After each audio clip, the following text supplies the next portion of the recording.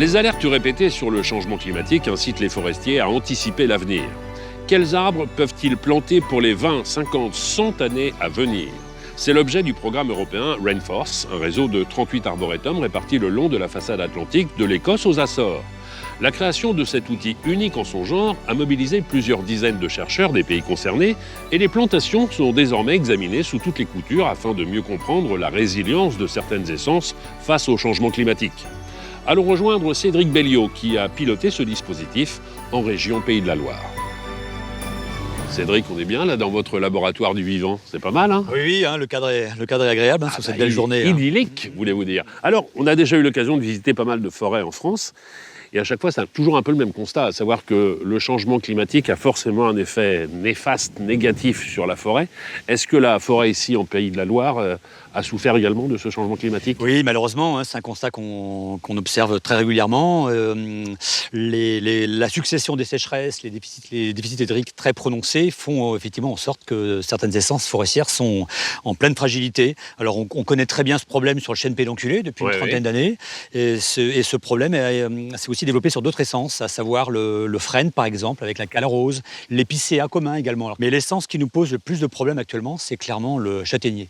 Le châtaignier qui est très présent dans le département et les sécheresses estivales font que cette essence est clairement affaiblie et la maladie de l'encre provoque beaucoup de dépérissement. Alors je sais que dans d'autres régions de France, on travaille justement sur la forêt de demain, comment la rendre plus résiliente, comment travailler peut-être sur d'autres essences.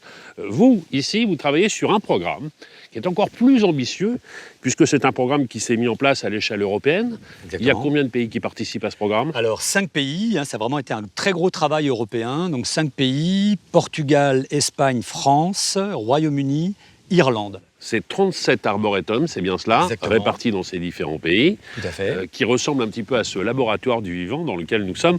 Il faut expliquer que finalement, les limites de votre zone de travail, c'est juste derrière, là-bas. Tout à fait. Et ça va jusqu'aux feuillus, jusqu'aux acacias qui sont juste à côté. Et la parcelle est toute en longueur, effectivement. D'accord. Et on a réussi sur cette parcelle donc, à mettre en place 160 petits rectangles de 12 plants d'essences identiques.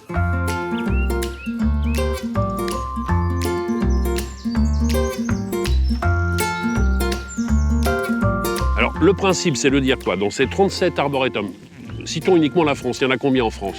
Donc 17 en France, donc 2 dans les Pays de la Loire, 2 en Bretagne, mais aussi en Poitou-Charentes, en Nouvelle-Aquitaine. Voilà, donc en fait toute la façade atlantique de la France. Tous ces arboretums ont la même configuration, plus ou moins ? Alors c'est ça, effectivement, le principe est le même, environ 2 hectares, donc avec des formes différentes. Là, nous ici, on est tout en longueur, mais on est venu donc tester effectivement les mêmes essences. Voilà, ça c'est vraiment la caractéristique de ces 37 dispositifs. Combien d'essences ont été sélectionnées ? Alors, c'était un très long travail. Donc au début, il y a eu jusqu'à 170 essences forestières qui ont été retenues.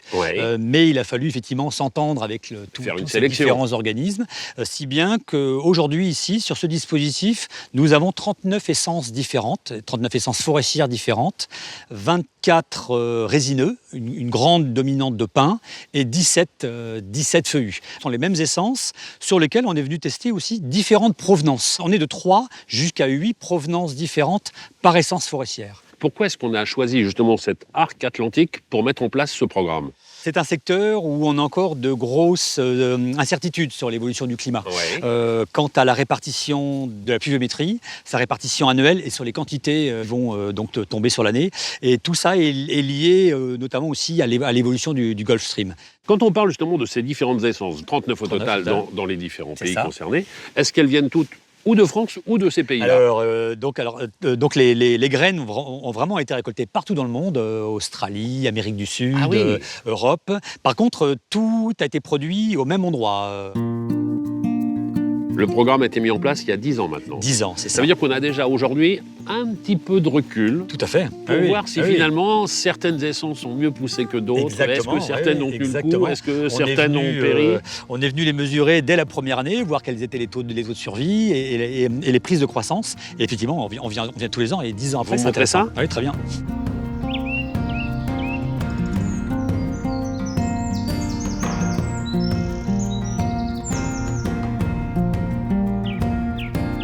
quand on se promène comme ça dans les différentes allées, on peut constater qu'il y a des différences de croissance, parfois d'un arbre à un autre. Ce sont les mêmes essences? Alors là, effectivement, c'est du pin maritime, mais avec effectivement une provenance différente. Et on voit des écarts assez importants, puisque là, Ceux qui sont au fond, ils viennent d'où? Alors les premiers là-bas, ce sont des landes corses, D'accord. donc vraiment de très bons résultats.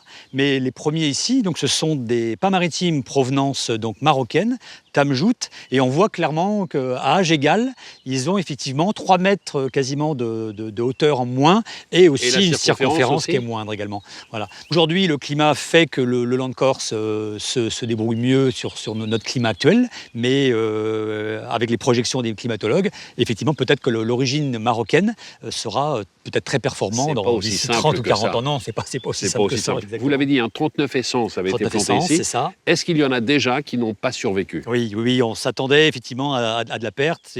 Et en effet, il y a une dizaine d'essences qui ont totalement disparu assez rapidement dès les premières années, soit par le gel ou par la sécheresse. Et donc, on a 5-6 résineux qui ont disparu. Dans les pins notamment, donc le pin des Caraïbes, le pin de Macédoine, le calocèdre a disparu aussi, le cumingamia. Voilà. Et dans les feuillus, on a aussi des disparitions comme le ceratonia, les hêtres malheureusement, le caroubier a disparu. Vous m'avez parlé de la météo et de ses incidences aussi, bien sûr, sur la croissance des différents arbres. Les insectes, vous ne m'en avez pas parlé.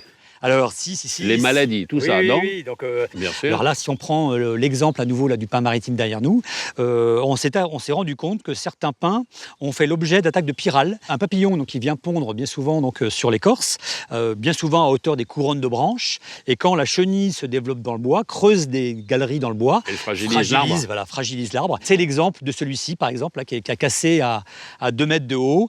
On voit nettement, quand on se rapproche, on voit nettement des pralines de résine. L'arbre a essayé d'engluer la chenille de résine pour tuer la chenille. Face au grand nombre d'attaques, les pins peuvent mourir. Travaille sur les essences, sur le bio, j'ai envie de dire. Travaille sur la météo, le climat.